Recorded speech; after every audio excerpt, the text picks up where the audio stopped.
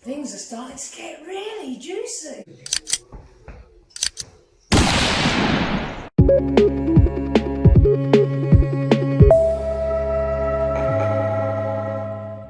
So we're up to 2012. I hadn't seen my twin flame for 3.5 years. The relationship that I was in was proving an absolute bark to get out of. I had to build a support network in order to leave my ex-partner. So I built up a support network through the Buddhist Centre and through Facebook as well, because I knew that I'd have to get rid of him if I was to see my twin flame again, because my ex wasn't going to go out knowing that I was in love with someone else. And while all this was ongoing, I contacted my twin flame. It had come through that my twin flame was going to be in London in 3 weeks' time, where my parents were. I had offered to send him a painting, but he said, "Are you coming on a night out or have you retired?" I said I weren't going to give up raving because there was still breath in me, but I had some karma that I was just concluding. But I'd be able to see him in 3 weeks, even though it was a little bit hush-hush still. He said, "Why hush-hush?" I explained the situation and what I was going to do. I told my ex I was going to London to see my painting mentor, Bridget, and I packed up my paint and my art stuff. I was making a pit stop at my parents' house, and then I went and stayed with a couple of people that I met on Facebook through the Buddhist Centre. I put my phone on airplane mode and weren't having my ex phoning 600 times to check up on me, I kid you not. I met up with this couple that I'd arranged to meet with. They lived not far from where my twin flame was going to be. They said that although they weren't into my music, that they'd come and keep me company. "Oh, you can't go on your own." They were so kind. And they came with me to the club. I was so glad to have this support. They were an amazing help. And we got the tube and went south of the river. The lady had never heard of my music style before, but she loved it. She couldn't stop dancing. He wasn't quite so keen, but he was a really good sport. It was so good of them to come.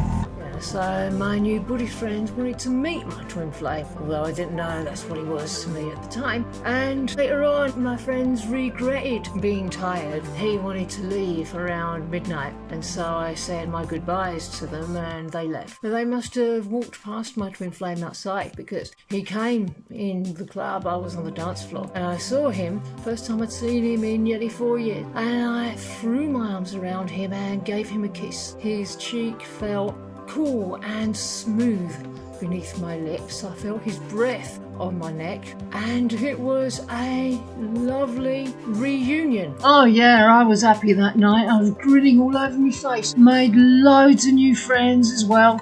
And a little bit later on, I was dancing and my twin flame was looking at me. He was more than looking at me. He was just standing motionless, absolutely staring, and I carried on bouncing up and down like an idiot, not knowing where to look. I had a really nice time, and at the end of the night I said my goodbyes to him, gave him a kiss again, went and got something to eat and went back to the Buddhist's house, I think, before going home. Then I went back to my parents' house and went to bed. I'd only had a couple of cans of Red Bull, but I was feeling it. It was keeping me awake, and I was thinking about my twin flame, and he was thinking about me at the same time, I promise you that. And now we were at the end of the weekend, so I had to go back up to Yorkshire and end my relationship with my ex-partner once and for all. I went back to Yorkshire on the Sunday night, got there at 9 p.m. My ex was going away at midnight. He worked away. I didn't tell him I was leaving, or he'd try and stop me, like take the keys off me or something. So it was quite hard sitting with him, not saying anything for 3 hours. The Buddhist said I'd get sucked back in, but I'd just sneak a little peek of the picture I'd taken of me with my twin flame that I had in my phone. That was all I needed. When the ex finally left, it was a mad dash to get me stuff, but it was on my terms, and I kept the dog and the decks. I bought them. He used to smash them up every time he'd throw one of his tantrums.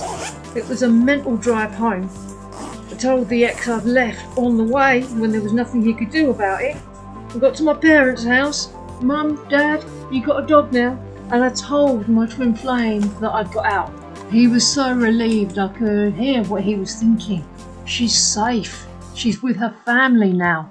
He also asked me if I enjoyed the night out and when he was going to see me again. He said, "Good workout for you?" I said, "Oh, I've been out for ages, I'm out of condition."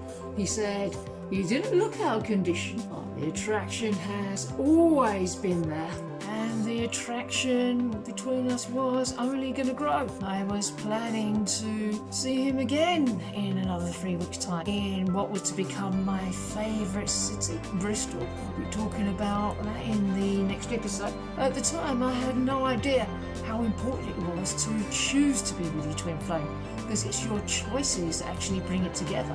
And if you would like to know more about how your choices bring it all together, watch this video here. Bye!